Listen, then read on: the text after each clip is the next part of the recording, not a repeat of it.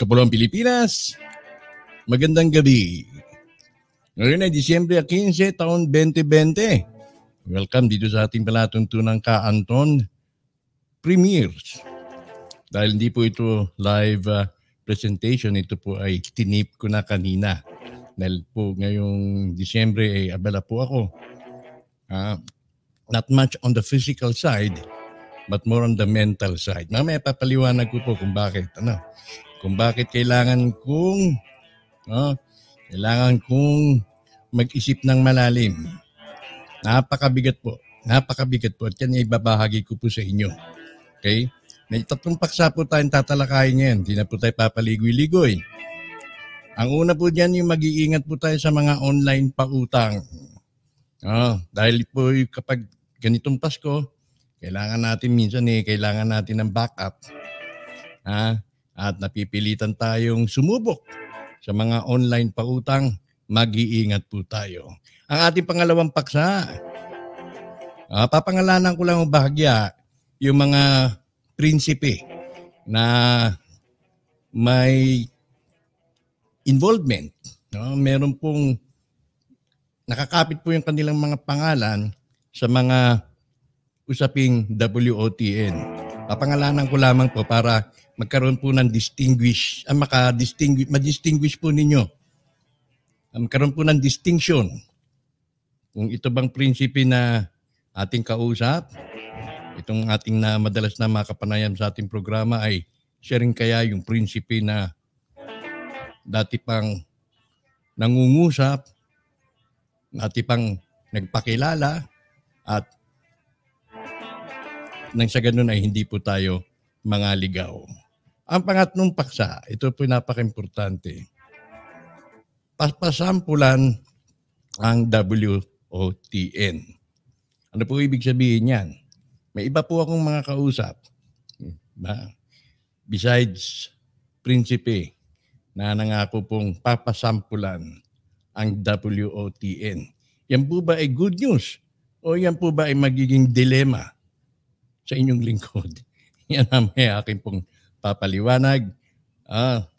Bago po tayo tumuloy sa ating paksa ngayong gabi, at para po sa mga bago pa lamang na nakakasubaybay sa ating palatuntunan, ako po ang inyong lingkod, Ka-Anton Israel, ang inyong pong tagapaghatid balita at opinyon sa mga bagay, sa mga issue na may kabuluhan sa ating galaw pang araw-araw. Stay tuned at manatili pong nakasubscribe, mag-subscribe para po sa mga updates na tulad nitong aking ihahatid makalipas ang isang maiksing break.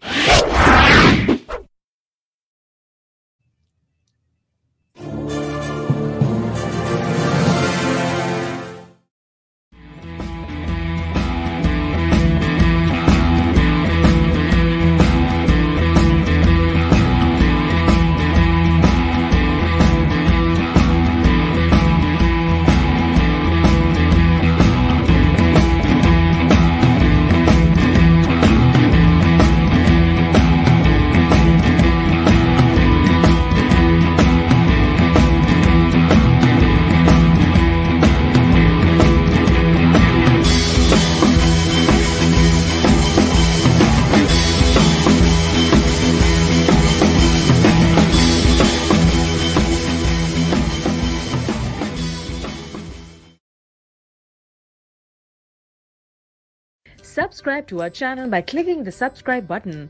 Click the bell button and enjoy the latest uploads from our channel.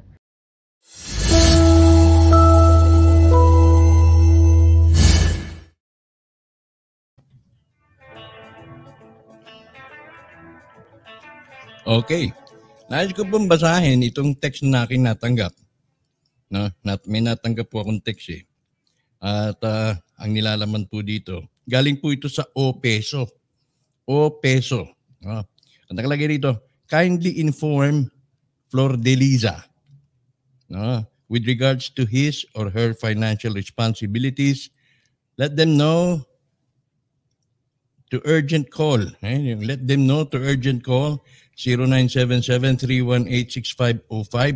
Ang Globe, 0928-225-9629 ang Smart. Yung mga ganito pong mga apps.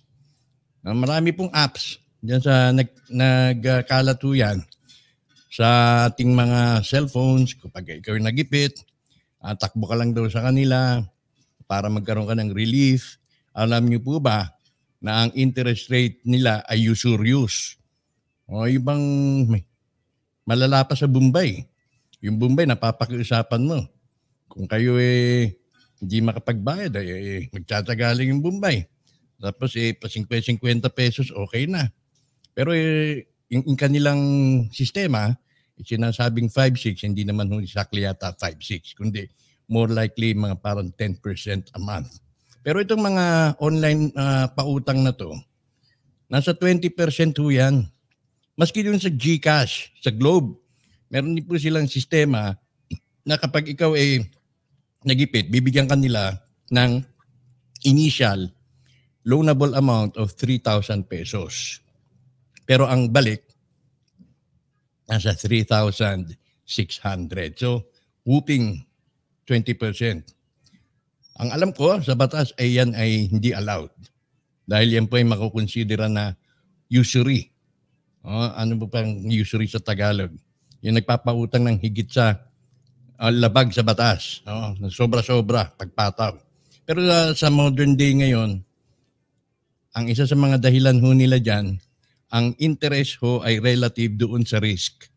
Kapag ikaw ay hindi naman nila masyadong kakilala, pinagkatiwala sa iyo yung pera, maaring itakbo mo at yung pagkalugi ko dahil hindi mo binayaran, babawiin ko na lang doon sa interest, doon sa good payer na makukuha ko from the good payers.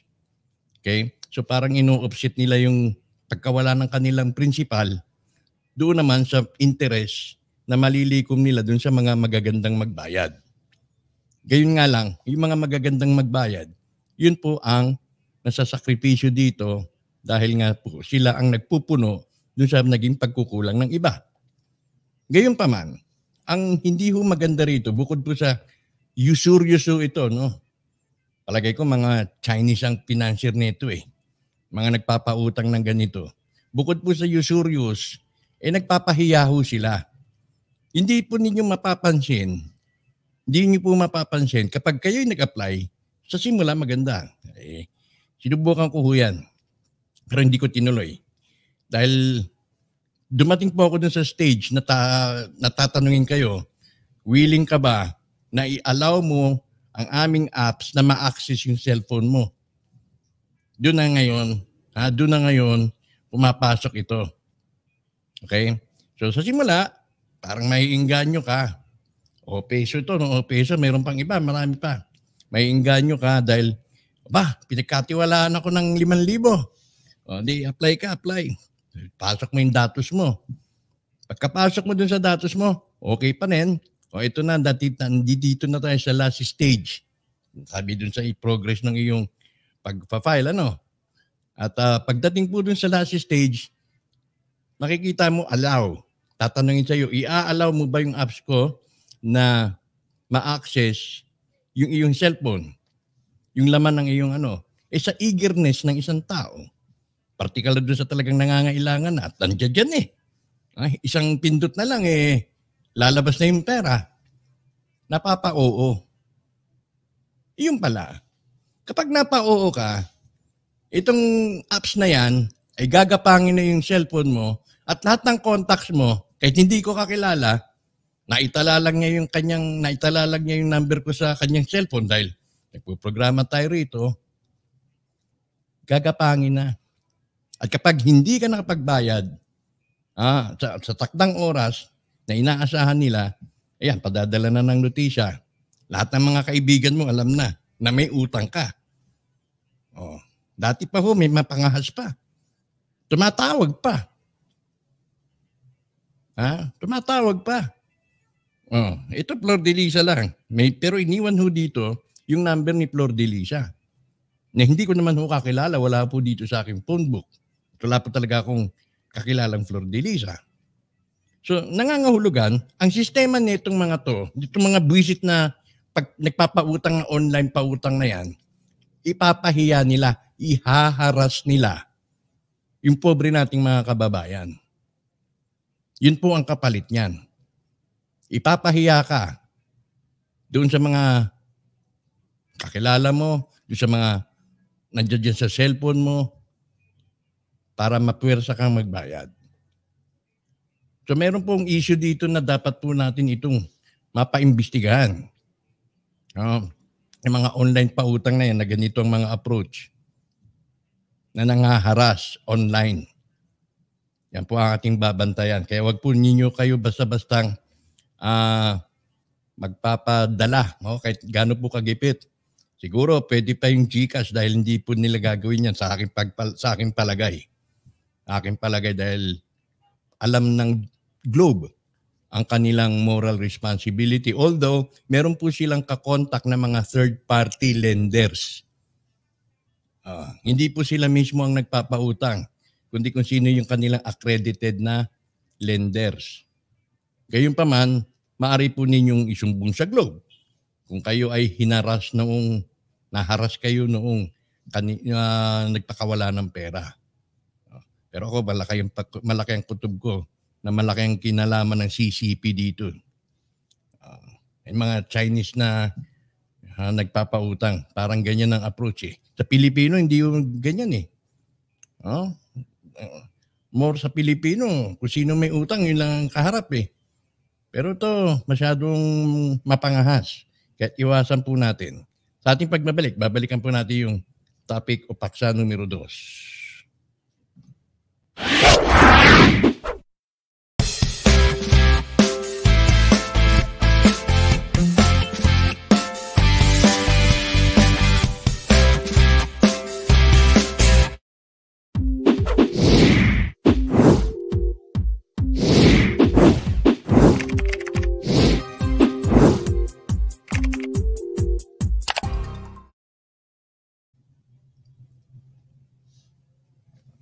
Okay. Dito po sa ating pangalawang paksa, ay yung pong confusion na nilikha po o na nalikha po dito sa ating programa sa pamamagitan ni Prinsipe, Anonymous Prinsipe, yung na madalas nating ma-interview at nagbitaw ng pangako ng 1 million kada individual, naging matunog po. Hindi lamang po matunog sa mga grupo na merong kinikilalang prinsipe. Kundi maging dun sa mga latagers na mamaya naman ay aking pahapyawan. So sino po ba ang mga prinsipe na na-involve sa mga ganitong uri ng usapin pagdating po sa may malaking perang darating sa foundation nila? Gaya nitong Prince Altres Cabrera de Dios. Si Ricanelli ng Bugsupay. Ayan, yan ang pangalan niya ay kanyang itsura. Ano po? Mayroon po itong mga parang ganyan, gaya ho rito, Jail the Criminals. Beware, certified scammer. Nakalagay ho rito sa Facebook. No?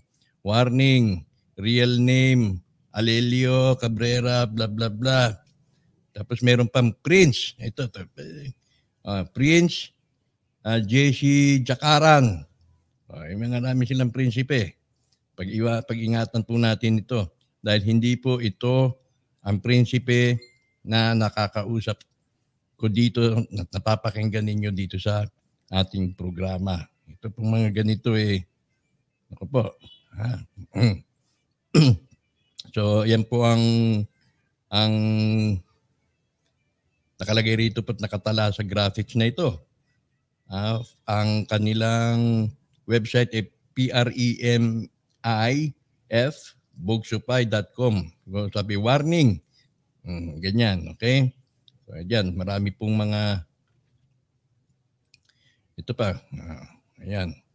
Claims to be the son of Ferdinand Marcos. Ayan, ganyan. So, kadalasan po ganyan, At babalaho, hindi ho yan ang prinsipe na kausap natin dito dahil kinumpara ko po ang boses nito ay malayong-malayo po dun sa boses na atin pong nakakausap na si Prinsipe. Ang pangalawang prinsipe,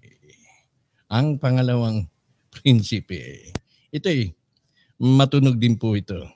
matunog din po sa usaping Wealth of the Nation. Marami pong nakakakilala sa kanya dahil nagpapa-organize po ito ng mga pagpupulong at nagpapakatay ng baboy, nagpapakatay ng manok.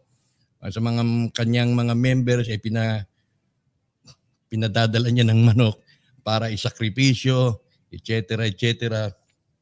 At yan po ay si Prince Makaya. Ayan, mahaba ho ang buhok niyan.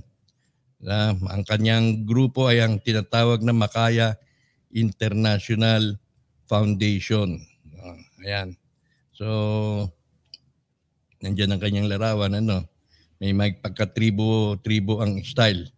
So, hindi rin po yan ang may card pa, redemption identity, sabi niya dito, kalokohan, panluloko ng foundation. Teka, hindi na natin kasama to. So, yan po, si Prince Makaya. Hindi po yan yung prinsipe na nakakausap natin dito. Okay? Hindi rin po yan. Ngayon, sa kabilang banda, naalala niyo po ba na may nabasa akong nag-comment na totoo ba na sa Nobyembre 30, nakalipas na yun na merong organisasyon, may foundation na mamimigay ng pera. Saan? Sa Araneta Coliseum. Naku po. At ang bawat miyembro na gustong sumama ay pinag-aambag para makaarkila ng bus. Binibiro ninyo. Ay pag malayo-layo rin yung probinsya, tapos papaarkila ng bus, ay malaki rin po yung ambag nun. Pagdating pa ng Cubao, kakain pa sila. Palagay ko kailangan pa nilang matulog kung saan at magantay kung kailan magbubukas yung kanilang programa, magsisimula yung kanilang programa. Masaya kanyo, pinagbabawal nga po ang anumang mga pagtitipon dahil nga po dyan sa COVID na yan. Kaya ilagay po natin, isaisip po natin na wala pong mga pagtitipon, malalaking pagtitipon, tulad ng pinapangakong yan, pinangiingganyo sa inyo, lamang para makakolekta ng pera. At meron din po, nagpapakolekta ng 100 dahil daw kay prinsipe ito, para daw makolekta ninyo yung 1 milyon, kailangan ninyo ng 100 para sa AMLAC. Hindi po ganon. Bago po kayo masita ng AMLAC, kailangan po meron kayong bank account na may higit sa 600 o sa kalahating milyon na deposito. Kapag may bank account ka, hindi ka naman sisitahin ng AMLAC Baka yung deposito mo 10,000. Wala pong AMLAC yan. Pero magiging daan lamang yung AMLAC kapag may pumasok sa inyong account na mahigit sa 500,000. Lalo na kung kayo nagsisimula pa lang. Diyan na po. Kaya po mahigpit ang bangko pagdating po sa pagkilala ng mga kliyente. Pero kung wala kayong bank account at sasabihin tatanggap tayo ng 1 million kay prinsipe, kailangan na 100 para sa AMLAC, kabulastugan po yun. Dahil walang rason para suriin ng AMLAC ang iyong ang iyong financial standing. Dahil wala ka namang bank account. Nasa isa kang lugar dyan, nasa liblib na lugar ka. Minsan hindi ka naman nakapagbukas ng bank account. Ba't ka ma-AMLAC? Kabulastugan po yun, Huwag po tayo magpapadala dyan. Okay? Sa ngayon, okay, mamaya, tapusin ko muna to. Tapusin ko muna itong pangalawang paksa natin tungkol po dyan sa mga prinsipe na yan. So, hindi po sila, none of the above. Maging yung si Perry Jose, na napagbintangan ng aking kaibigang chismoso, gusto niya ng kaibigan kong chismosong ito, maniwala ako sa kanya na si Perry Jose daw yun. Oo, inaamin ko. Hindi ko pa nakikita si Prinsipe, hindi ko kilala yan. Pero hindi ako naniniwala na yung Perry Jose na yun ay si Prinsipe. Okay? So, sa ating pagbabalik, atin naman pong dadakuan itong pangatlo. Dahil magbibigay ako sa inyo ng konting impormasyon hinggil sa naging pag-uusap namin ni Prinsipe matapos yung kanyang interview dito sa programa noong nakaraang Huwebes. So yan po yung mga nagpapakilalang Prinsipe, none of the above dahil hindi po ganyan ang lakad ng Prinsipe na nagsasalita dito sa ating programa.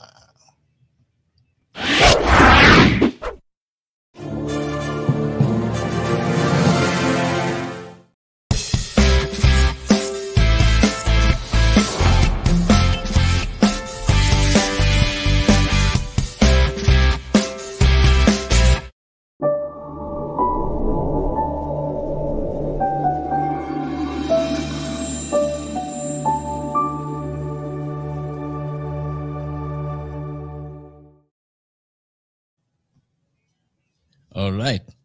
Now, ang ating ikatlong paksa. May kinalaman po sa pasampol. Okay? Pasampol. Ito, pasasampulan o papasampulan ang WOTN. Ano sa tingin nyo? Payag ba tayo? Payag ba tayo? Napapasampulan ang WOTN? Well, lingid po sa kaalaman ninyo, may dalawa po akong kakilalang mga, sabihin ko, dalaga? Kababaihan. Hindi lamang po male gender ang ating kandidato sa makapagpapalabas ng kayamanan. Meron pa pong female gender. Kaya lang ayaw po niya magpa-interview. Dalawa po sila. At sabi, papasampulan nila ang WOTN. Hopefully, makahabol ngayong December at makakatanggap tayo ng sample. Ano yung ibig sabihin ng sample? Papadalan tayo ng pera at nasa inyong lingkod na ang disposisyon kung sino ang pwede nating mabigyan. At tignan natin. Kung yan ba kaya nating tanggapin. Hindi mo nangangahulugan na kapag may inalok, ay tanggap na lang tayo ng tanggap. Dahil sa panahon natin ngayon, tulad ng sinabi ko, may AMLA. May AMLA. Kapag hindi ko po yan makayanan, halimbawa, Anton, nagpadala ko ng 5,000 sa account mo Naku po, ano po sasabihin ko, madam? Ano sasabihin ko, sir? Kakaroon pa ako ng problema. Di ba? So dapat po yan talagang nasa tamang areglo. Pero kung sinabi naman ni Mrs. White, tawagin ko na lang siya ni Mrs. White, Anton, pinadala mo na kita ng 500 para pamigay mo sa taga-WOTN. Maraming salamat, Mrs. White, dahil ano ko po, wala nang problema dyan. Hindi ako maaamla dyan. Kahit ba pagpadalan mo ako sa susunod ng 1 milyon, palagay ko okay na dahil hindi napapalag yung aking bangko dahil nakikita niya na mayroon ng irregular flow. At naipaliwanag ko na sa aking bangko kung saan ang gagaling yung pera. Kailangan naman kasi niyan maipaliwanag mo dun sa iyong bangko at hindi naman ganung kalakihan talaga yan kung tutusin. Kaya nag-antay tayo ng pasample. No? Na may nangako pong 2 kababaihan, 2 babae. Isa si Mrs. White, isa si Mrs. Na taga Japan. Papasample, sige. Kapag lumabas, sige. Basta kapag kakayanin ko, okay. Pero, ito ngayon, si Prinsipe may tendency rin pong magpasample. Pero, Napakalaki. Problema, kakayanin ko ba? Nag-iisa lang ako. Wala akong wala akong makinarya. Wala akong pananggalang sa aking sarili.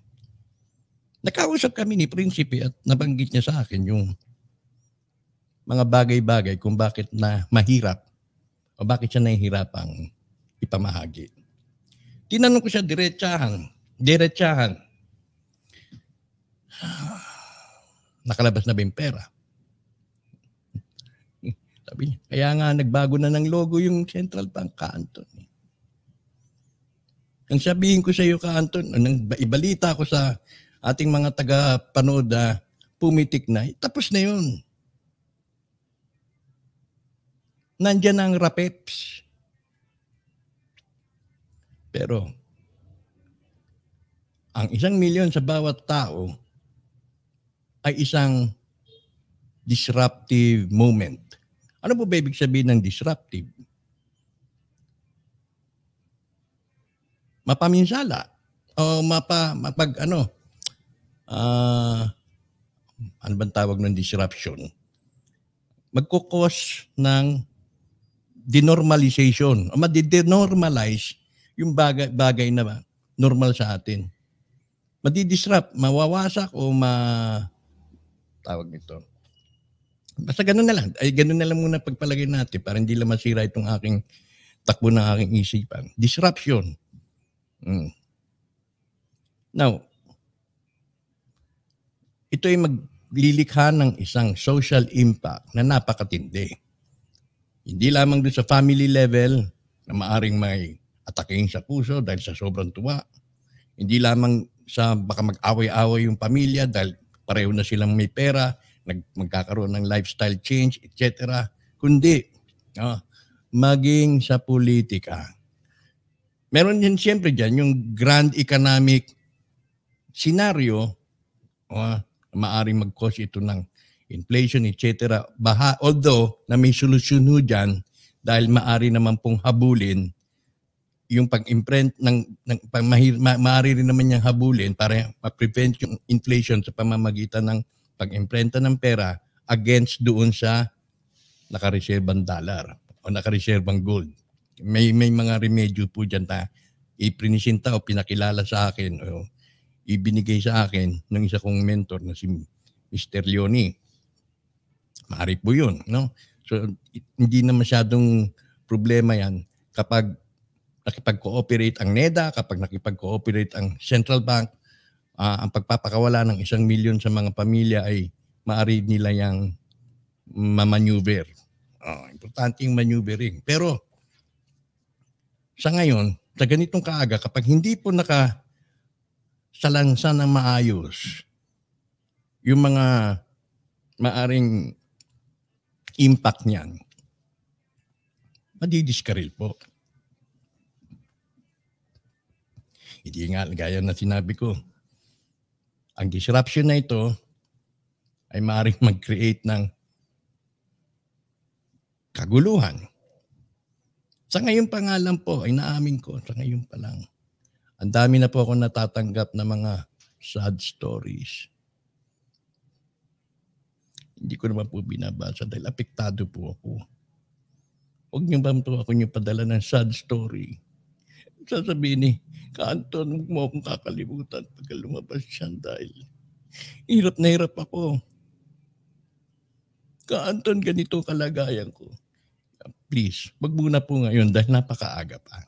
And apektado po ako. Kikwento ko sa inyo kung bakit kailangan ko po ng moment para sa aking sarili. Kung bakit ang isang live presentation na dapat ngayong gabi tinape ko na lamang po muna. Kailangan ko po mag-isip ng malalim dahil handang magpasample si Prinsipe. Sa anong magnitude? Pagpalagay mo na lang sa 5,000. Okay, computein natin. Ang 5,000. Handang magpasample sa pamamagitan ng WOTN. Yan po ang aming ini-explore. Pero sabi ko, Prinsipe, baka hindi ko kayanin. Tatanggihan ko kung hindi ko kakayanin. Pag-iisipan ko. Ito, panurin natin itong computation na to, ha? So, noong nagpa-ID tayo, nanawagan tayo ng ID dun sa isang palpak na nagpatawag, naka-develop tayo ng 5,000. Yung anak kong si Angela, nagkanda duling-duling dahil maliri naman po na i-entertaining ko yung submissions ng mga organisasyon na Xerox copy lang ang pinadala sa aking ID, which was truly a stupid thing for me to entertain. No? Hindi po dapat ganoon. Tapos meron pa dyan yung mga organisasyon, foundation, na umasa sa ibang latager, umasa dun sa isang nagpaasa, nabigo sila, transfer, yung mga pinangakuhan, kinolektahan, kung bawat isa nangolekta sila ng nakolektahan na niya ng at least 500 pesos. Nag-sweet talk sa akin, pwede ba, tangkapin mo na to, padadala ko sa iyo sa LBC, dami-daming pangalan. Nadiskubrihan ko, miyembro pala ng isang organisasyon, isa pala silang, yung nagpadala sa akin, coordinator ng isang organisasyon na nagpalatag. Para makabawi, Anton, baka pwede dito. Isama mo na to sa 5,000. Ako naman, kulang ang aking kaalaman, stupido pa ako noon, ignorante pa, in-entertain ko. Pero this time around, in case na may magpasample, nunca na mangyayari pa yun. Kailangan, i-KYC ko kayo. By which, hindi ko po kakayanin mag-isa. Now, sige, balikan mo natin. Supposing, ang kaya nating ma-entertain dito sa WOTN ay 5,000. 5,000. 5,000. 5,000. And 1 million. 1, 2, 3. 1, 2, 3. Kano? 5 billion. 5 billion lang yan. 5 lang Prinsipe. lang Okay. Bakit ako convincing na kaya ni Prinsipe yan? Meron po siyang kunento, pero hindi ko po pwedeng ibahagi sa inyo. Now, 5 billion ibibigay sa akin ni Prinsipe. Anton, bahala ka na dyan. 5,000 toka mo. Dadagdagan ko pa yan kapag naipamahagi mo sa 5,000 katao. Ako po. Ano mangyayari sa akin? Baka hindi pa nakakarating 5,000 sa akin Atakihin na ako sa puso. Baka hindi pa nakakarating sa akin yung 5 billion na yan. O makarating man sa akin yung 5 billion na yan. Aabangan na ako ng mga bandido. Aabangan na ako ng tao ng gobyerno. Tao ng presidente. At pipilitin ako saan ang galing yan. Hindi ko naman kilala si Prinsipe. Paano? Kayo nga. Paano natin masusolusyonan? Parang napakadali, no? Kanton, ano lang yun Padala mo lang sa akin sa GCash o ganyan-ganyan. Hindi po ganun kadali. Dahil wala po tayong, dito sa WOTN, wala po tayong makinarya para isaayos yan. Maging 5 billion. Ano ipapaliwanag ko sa bangko, Aber? Ultimo yung aming WOTN for Humanity ay hindi po, wala pa pong bank account yan. Yung NCUP, wala ring bank account yan. Ako may bank account pero kabayan account pa. Yung sa BDO. Pwede ka mag-book na na kahit wala kang initial deposit, pwede kang magbukas. Sa tingin nyo kaya papayagan ng BDO na pasukan ng 5 bilyon yung kabayan account ko? Noon ka. Sigurado, maglilikaya ng hysteria. Maglilika ng malaking pagdududa. At baka ma-media pa ako at sasabihin, saan galing yan? Ba't ka tumanggap ng 5 bilyon? Sabihin ko man, galing yan sa sole dignitary. Ay, sino yun? Sino yun? Ano yun? Inahanap namin yan. Naging media pa ako. Inahanap namin yung kanton. Kailangan namin yan dahil yung bill namin na nakantabay, na purnada. Dahil yung national ID hindi napopondohan. Dahil wala yung so signatory na kailangan namin yung pera. Nalinti ka na. Na-complicate na yung problems. Hindi ko po kaya yun. At I'm not in for that. Ako po masaya na po ako sa ganito. Ang akin lamang pong iniisip na paggagastusan kapag ako mag-venture at mag-set up ng panibagong news channel, yun lamang ang gusto ko. Wala pa 1 milyon makakapag-produce na ako ng isang news channel. Makakabili na ako ng gamit. Makakabili na ako ng gamit. Reporters, mga anchor, yun lamang, studio space, yun lamang po ang pangarap ko. Pero kung papahawakan ako pasasampulan ako ng 5 bilyon, wag po, di ko po kaya. Di ko po kakayanin yan.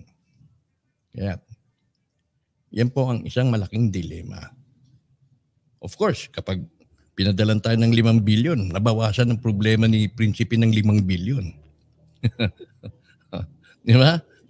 Kung may makinarya lang ba tayo bakit hindi? O kahit ba sabi ko nga kay Prinsipe, pitaka mo. Hindi kaya. Hindi kaya, yung pitaka mo. Di ba, nasubukan naman natin dito. Namigay ng 18,000, maharlika ano ba naman yung numero bilang ng numero dun sa yung cellphone na hindi mo naman magagamit. So, yan ang dilema. At ang matindi po dyan, yung disruption, yung total na pagbabago na maaring malikha ng pera na ito, lalong-lalo na kapag ito'y nakalikha ng isang political nightmare. Yung peace and order. Nako po, pagka may 1 milyon ka, hindi ka mapapakalin yan hanggang di mo nagagastos. May mga kaibigan kong mahilig sa beer house. Nako po! Yung mga may kiti-kiti sa puson. Nako po! Baka maghanap kayo dahil may 1 milyon ka. Nako, totoo yan. Pag may pera ka, maghahanap ka. Marami pong effect ito na hindi pa po natin subok. Hindi pa po ma-predict kahit ninyong anumang sociologist yan. Dahil first time pa lamang po ito mangyayari, if ever. Sa social side, sa economic side, sa political side, socio-economic and political aspects, at maging sa family units, maglilika po yan ng epekto na hindi pa po napipredict kasi hindi pa po nangyayari ito. Bagaman, ito na. May gusto pong magpaabot to talaga niyan. Bakit? Tingin ko,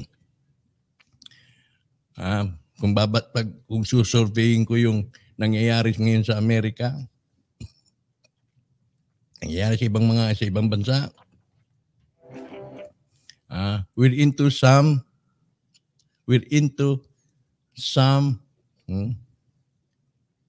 social engineering experiment.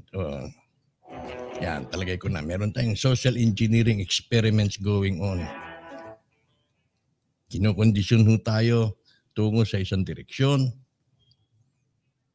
na sinusuri, sinusukat kung hanggang saan ang tolerance level ng tao, hanggang saan kaka-obedient, at ano ang magiging reaksyon ng mga tao kapag once na pauulanan ng pera.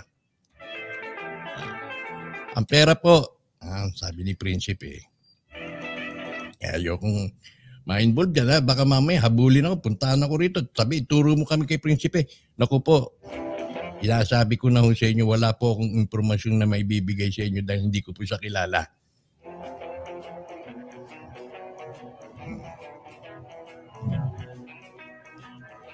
Hello, mukhang nag-brown out. Ayan. Sige.